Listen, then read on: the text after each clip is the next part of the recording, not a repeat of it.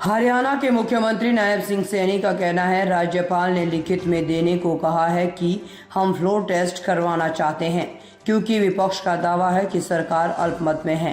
1 महीने पहले ही हमें विश्वास मत मिला था। वे हमेशा कहते थे कि ऐसी बातें लोगों को भटकाने के लिए हैं क्योंकि कांग्रेस कहीं नहीं बची है। लोग उनकी भ्रष्ट नीतियों के कारण उन पर भरोसा नहीं करते हैं। सभी को जो विपक्ष के नेता हैं, माननीय राज्यपाल महोदय ने उनको कहा है कि आप लिखित रूप में उनके साइन करा के दीजिए, और क्योंकि अभी 1 महीना पहले हमने विश्वास मत हासिल किया। ये हर बार इस प्रकार का सगुफा छोड़ करके लोगों को गुमराह करने का काम करते हैं कि सरकार अल्पमत में है, क्योंकि कांग्रेस अब खत्म हो चुकी है। कांग्रेस के ऊपर जन का विश्वास नहीं रहा है, क्योंकि उसकी जो भ्रष्टाचारी नीतियां हैं, जो लोगों को प्रताड़ित करने का काम करते हैं, लोगों ने उनको नकार दिया है। अब वो कभी तो बोलते हैं अगर मोदी जी आ जाएंगे कि तीसरी बार संविधान को खत्म कर देंगे। अरे मोदी जी ने तो इस देश को संविधान के अनुरूप चलाया है, और डॉक्टर भीमराव अंबेडकर जी जिन्होंने ये पवित्र संविधान दिया, उसके 5 स्थानों को पंच तीर्थ के रूप में विकसित करने का काम भी, उसको भी सम्मान देने का काम भी नरेंद्र मोदी जी ने किया है। और अब झूठ बोल रहे हैं कि कभी तो बोलते हैं संविधान को खत्म कर देंगे, और अब बड़ा झूठ बोल रहे हैं कि आप हमें वोट दें। ये राहुल गांधी बोलता है एक झटके के अंदर कहा मैं गरीबी को समाप्त कर दूंगा। अरे भाई, तेरे पास कौन साला दिन का चिराग है कि तू उसको रगड़ेगा और रगड़ करके तू गरीबी को समाप्त कर देगा। गरीबी के प्रति मजबूत लड़ाई अगर किसी ने लड़ी है तो नरेंद्र मोदी जी हैं।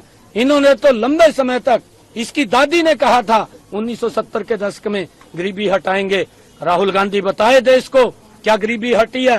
तेरे पिताजी ने कहा था कि मैं 1 रुपया भेजता हूँ, 15 पैसे पंचकुला में लगता है, उसने क्यों बंद नहीं किए।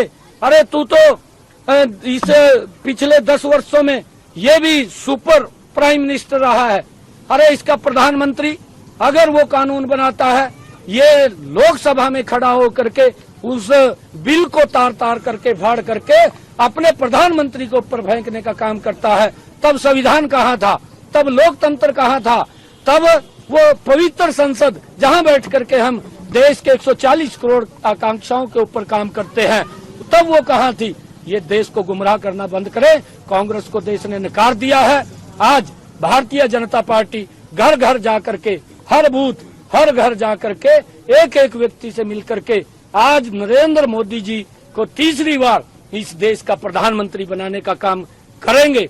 और ये मोदी जी की गारंटी है, मोदी जी ही गारंटी है कि देश में गरीबी के प्रति मजबूत लड़ाई मोदी जी लड़ रहे हैं, और देश को विकसित राष्ट्र बनाने का काम भी नरेंद्र मोदी करेगा। पे हमला हुआ है, क्या कहना चाहिए? देखिए, दुर्भाग्यपूर्ण है, इस प्रकार के हमले नहीं होने चाहिए, क्योंकि अगर जो लोग इस प्रकार के हमले कर रहे हैं वो अपना बौखला चुके, हम ये बात कहेंगे। अरे बात करिए बैठ करके, सरकार बात करने के लिए तैयार है। हमारे केंद्र के 5 मंत्री आए, हर व्यक्ति को वोट मांगने का अधिकार है, वो लोगों के बीच में जाएगा। अगर किसी को कोई दिक्कत है, कोई परेशानी है, वो बैठ करके बात करे। इस प्रकार से हमला करना और इस प्रकार से चोट पहुंचाना वो निंदनीय है। इसकी जितनी निंदा की जाए उतनी कम है। जेजेपी कांग्रेस पे आरोप लगा रही है, जेपी पर आरोप लगा रहे हैं सर कि इस तरीके की छवि के उम्मीदवार। इसके बारे में मैं नहीं देखे कुछ बोलता, परंतु इस प्रकार के हमले वो निंदनीय है। हर व्यक्ति को अधिकार है लोगों के बीच में जाकर के अपनी बात कहने का। हम भी अपनी बात कह रहे हैं, कांग्रेस के भी अपनी बात कह रहे हैं, जजपा के भी अपनी बात कह रहे हैं। निर्णय तो पब्लिक का है, जो काम अच्छे करेगा पब्लिक उसको वोट देगी। सीएम साहब, एक और निर्दलीय विधायक हैं बलराज कुंडू, उन्होंने भी चिट्ठी लिखी है राज्यपाल को। वो तो पहले लिखी हुई है। नहीं, वो लिखी है, मैंने कहा है कि वो साइन करके बताएं कि हमारे पास कितना जन समर्थन है। कांग्रेस जन समर्थन खो चुकी है, उसके पास जन का विश्वास नहीं है। जन का विश्वास अगर है तो वो भारतीय जनता पार्टी के साथ है। और मैं एक और बात आप लोगों को कहना चाह रहा हूँ कि आने वाले जब ये सितंबर अक्टूबर में विधानसभा के चुनाव होंगे, तीसरी बार बहुत बड़े मैंडेट के साथ भारतीय जनता पार्टी फिर सरकार बना रही है, तीसरी बार हरियाणा में।